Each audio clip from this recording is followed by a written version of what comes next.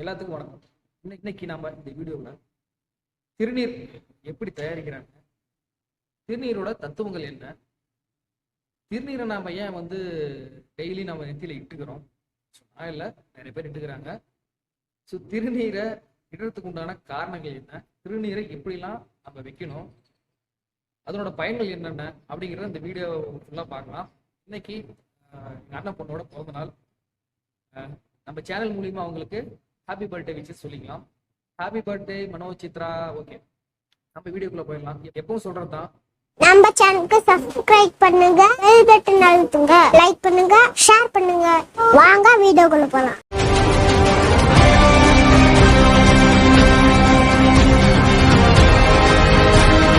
So திருநீர், நீருன்னா சாம்பல், திருநீருன்னா மகிமை. ஸோ மகிமை வாய்ந்த ஒரு பொருள் தான் திருநீர். இந்த திருநீரை நம்ம விபூதின்னு சொல்லணும். ஸோ விபூதினா என்னன்னு கேட்டீங்கன்னா ஐஸ்வர்யம், மகிமை அப்படின்னு சொல்லலாம். விபூதியை நிறைய பேர் என்ன பண்ணுவாங்கன்னா ஃபுல்லாக பூசிப்பாங்க. இந்த அகோரிகள்லாம் பார்த்தீங்கன்னா நிறைய பூசிப்பாங்க. அதுக்கப்புறம் சிவன் பக்தர்கள், முக்கியமாக சிவன் பக்தர்கள், ஏன் இதை இன்க்ளூடாக சொல்கிறேன்னா பின்னாடி சொல்கிறேன். அதுக்கப்புறம் பார்த்தீங்கன்னா அந்த பூசாரிங்க, அப்புறம் மந்திரவாதிங்க, இந்த மாதிரி நிறைய பேர், சில பேர் பட்டை போடுவாங்க, உடம்பெல்லாம் பட்டை போடுவாங்க. நம்ம கோயிலில் போனீங்கன்னா தெரியும், அவங்கெல்லாம் பட்டை போடுவாங்க. சில பேர் லைட்டாக அப்படி வச்சுக்குவாங்க. ஸோ அந்த அளவுக்கு விபூதி பூசிட்டு இருக்காங்க. வீட்லையும் சரி, சாமி அதில் ஏகப்பட்ட திருநீர் இருக்கும், அப்புறம் குங்குமம் இருக்கும், மஞ்சள் இருக்கும். மஞ்சள் குங்குமம் அதை பற்றி நம்ம பேச வரோம். திருநீர் தான் ஒரு முக்கியமான பொருள், அதை பற்றி தான் நம்ம பேச வரோம். கோயிலில் இன்னைக்கெல்லாம் 10 பொட்டணம் 10 ரூபாய்க்கு விற்க ஆரம்பிச்சிட்டாங்க திருநீரை. ஏன்னு தெரியல. நான் இப்போ ரீசெண்டாக ஒரு டூர் போன கோயிலில் கூட, மலையனூர் கோயிலில் கூட அப்படிதான் 10 ரூபாய்க்கு பொட்டணும்னு சொல்லி வித்துட்டு இருந்தாங்க திருநீர். சரி பாருங்க, அந்த அளவுக்கு திருநீரோட மகிமை இருக்குது. சில கோயிலில் ஃப்ரீயாகவே தராங்க, தான் இருக்காங்க. சரி ஓகே, அது அப்புறமேட்டு ஒரு பக்கம். சரி, அது ஒரு பக்கம் இருக்கட்டும். இப்போ திருநீரை அப்பையோட வாக்கு என்ன சொல்றாங்கன்னு கேட்டீங்கன்னா, அப்ப என்ன சொல்றாங்க திருநீரை பத்தி அப்படின்னு கேட்டீங்கன்னா, திருநீர் இல்லாத நெற்றி பால்னு சொல்றாங்க. அதாவது திருநீர் இல்லாத நெத்தி வேஸ்ட். ஒரு என்ன சொல்றது, இப்ப திருநீர் ஒருத்தன் வச்சுட்டு வரானா நம்ம என்ன சொல்லுவோம், சடடா எவ்வளவு பக்திமானா வராரு பார்த்தீங்களா அப்படின்னு சொல்ல மாட்டோமா. அப்ப திருநீர் இல்லாம ஒருத்தன் வரானா என்ன மூதையை பிடிச்ச மூஞ்சப்பாரு, காலையில் பிடிச்சானா இல்லையா அப்படின்னு சொல்லுவோம். ஸோ அது மாதிரி அவங்க இந்த அர்த்தத்துல சொல்றாங்க. நான் உதாரணத்துக்கு தான் சொன்னேன், நீங்க எதுவும் தப்பா நினைச்சுக்கிறீங்க. சரி ஓகே. இப்போ திருஞான சம்பந்தர் என்ன சொல்லியிருக்காரு, திருநீரோட பெருமையை 210 அப்படிங்கிற நூல்ல விளக்கமா எழுதி வச்சிருக்காரு. அந்த அளவுக்கு எழுதி வச்சு அந்த புக் எனக்கு கிடையாது, பட் எழுதியிருக்காரு அப்படிங்கிற ஒரு ஆர்டிகிள் படிச்சேன், அதை வச்சுதான் சொல்றேன். அதுக்கப்புறம் இந்த திருநீரை பத்தி நம்ம அகத்திய முனி என்ன சொல்றாருன்னு கேட்டீங்கன்னா, அவரோட பாடல் ஒண்ணு இருக்கு, அகத்திய பரிபூரணம் அப்படிங்கிற பாடல். அதுல திருநீரை எப்படி எல்லாம் யூஸ் பண்ணாங்க, திருநீர் எதுக்கெல்லாம் யூஸ் ஆனிச்சு அப்படிங்கிற ஒரு முழுமையான விளக்கத்தை அவர் அந்த பாடல் வெளியிட்டிருக்காரு. ஸோ இந்த அளவுக்கு திருநீரை நிறைய பேர் அந்த காலத்திலேயே, அந்த சங்க காலத்திலேயே சொல்லியிருக்காங்க. ஸோ திருநீரோட ஒரு பிடிச்ச கடவுள், திருநீர் பிடிச்ச கடவுள் யாருன்னு கேட்டீங்கன்னா, என்னை பொறுத்த வரைக்கும் சரி, நான் படிச்ச விஷயங்களை பொறுத்த வரைக்கும் சரி, சிவன் தான்.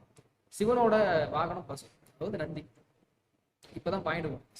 திருநீர் எப்படி தயாரிக்கிறாங்க முன்னாடி சொல்லியிருந்தேன். எப்படி தயாரிக்கணும்னு கேட்டீங்கன்னா, சுத்தமான ஆரோக்கியமான பசுமாடு, அதாவது நாட்டு பசுமாடு, கன்றோட இருக்கிற பசுமாடு. அந்த பசுமாட்டோட சாணத்தை எடுத்து அதை கீழே விழாம, இப்பெல்லாம் அப்படி கிடையாது, எப்படி வேணாலும் எடுத்து யூஸ் பண்றாங்க.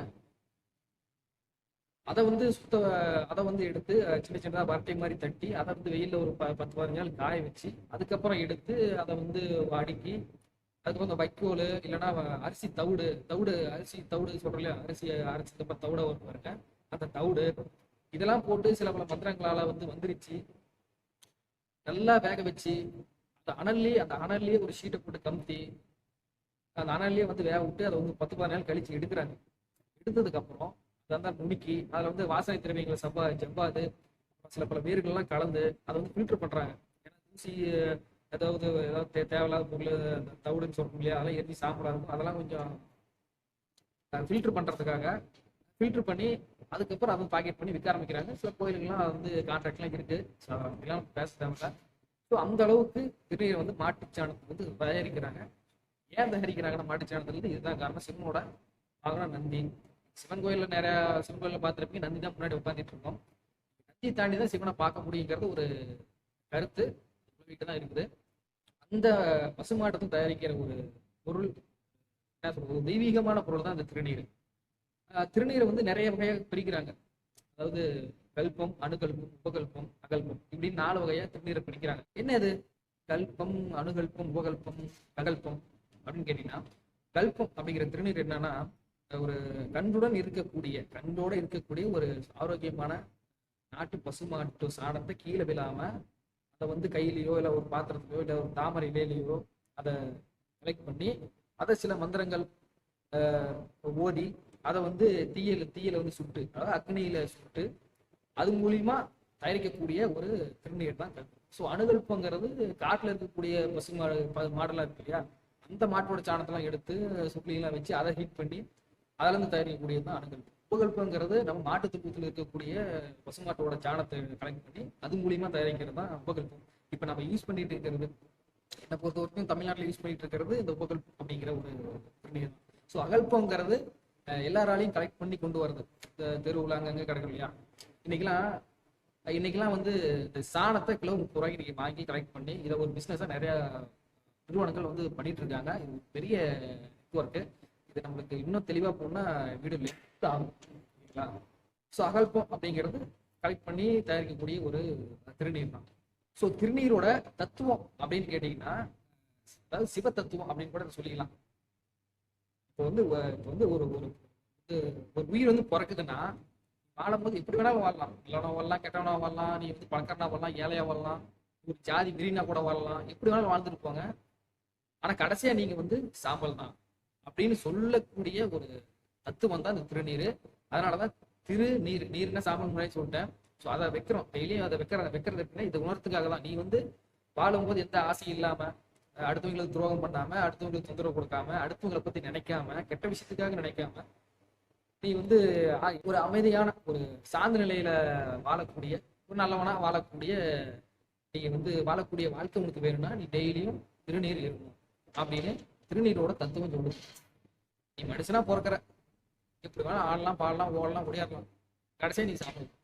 இதை நீ வந்து தெரிஞ்சுக்கணும், நீ ஒவ்வொரு டைம் உணரணும். அதனாலதான் நம்ம திருநீரை வைக்கிறோம். திருநீரை ஏன் நெத்தியில வைக்கிறோம்? ஏன்னா நெத்தி தான் இருக்கிறதுலே ஒரு முக்கியமான ஸ்தானம் நம்ம உடம்புலயே. நம்ம சூரிய எதிர்மறை ஆற்றல்கள் சரி, உள்ளாற்றல், ஏகப்பட்ட ஆற்றல்கள் நம்மளுக்கு சுத்தி இருக்குது. சூரியன்ல வர்ற கதிர்கள்ல நிறைய ஆற்றல் இருக்குது. இது எல்லாமே நம்ம கலெக்ட் பண்ணி நம்ம மூளைக்கு உடம்புக்கு ஃபுல்லா அனுப்புறது இந்த நெத்தி தான். இது நிறைய ஆர்டிஸ்ட் எல்லாம் நீங்க படிச்சீங்கன்னா உங்களுக்கு தெரியும். அந்த அளவுக்கு நெத்தி ஒரு முக்கியமான விஷயம். அதனாலதான் நெத்தியில வைக்கும். இந்த திருநீர் பொறுத்த வரைக்கும் நான் சொன்ன முன்னாடி சொல்லியிருந்தேன், இது வந்து மருத்துவம் இந்த மாதிரி விஷயத்துக்குலாம் பயன்பட்டு இருக்குது. அகத்திய முனி வந்து அந்த பரிபூரணத்தில் சொல்லியிருக்காரு. இது வந்து சில நோய் கிருமி நாசினியாவும் இந்த திருநீரை வந்து யூஸ் பண்ணியிருக்காங்க. பாடல நீங்க படிச்சுனே தெரியும். நானும் இப்போ தேடிட்டு தான் இருக்கிறேன், ஒன்றும் கிடைக்கல. கிடைச்ச கமெண்ட் பாக்ஸ்ல கமெண்ட் பண்ணுங்க, இது எங்க கிடைச்சதுன்னு சொல்லி நானும் பாக்குறேன். ஸோ அந்த அளவுக்கு திருநீரோட முக்கியத்துவம் இருக்குது. திருநீரை நம்ம பூசுற டைப், அதாவது நம்ம இடற பிள்ளையா அதோட டைப் என்னன்னு கேட்டீங்கன்னா, சில பேர் இந்த அகூரிகள்லாம் சொல்ல அள்ளி பூசுவாங்க. அதுக்கு பேர் நூலனா அப்படின்னு இதை வந்து சொல்றாங்க. அள்ளி பூசுறது பேர் இல்லையே. நம்ம ஆள்காட்டி விரல், நடுவிரல், மோதிர விரல் இதுல வந்து அப்படியே வச்சு இடைவெளி வச்சு அதை எடுத்து நம்ம இடுறதுக்கு திரிப்பு தரிகம் அப்படின்னு சொல்றாங்க. நாம என்ன பண்றோம், சில பேர் பட்டை எடுத்துக்கிறாங்க, சில பேர் நாம போட்டுக்கிறாங்க, சில பேர் லைட்டா இந்த விரல் மோதிர விரல்ல அதிகமா நீர் வைக்கிறதா ரொம்ப ஒரு நல்ல விஷயம். நானும் அப்பதான் தேவைப்படும் போது வச்சுக்குவேன், இல்லைன்னா யூஸ் பண்ண மாட்டேன். இனிமேல் வைக்கிறதுக்கு ட்ரை பண்ணி பார்க்கலாம். என்னைக்குமே திருநீர் வந்து நீங்க மோதிர விரல்ல தான் வைக்கணும், இல்லைன்னா 3 விரல்ல நீங்க இட்டு பண்ற மாதிரி பூசிக்கலாம்.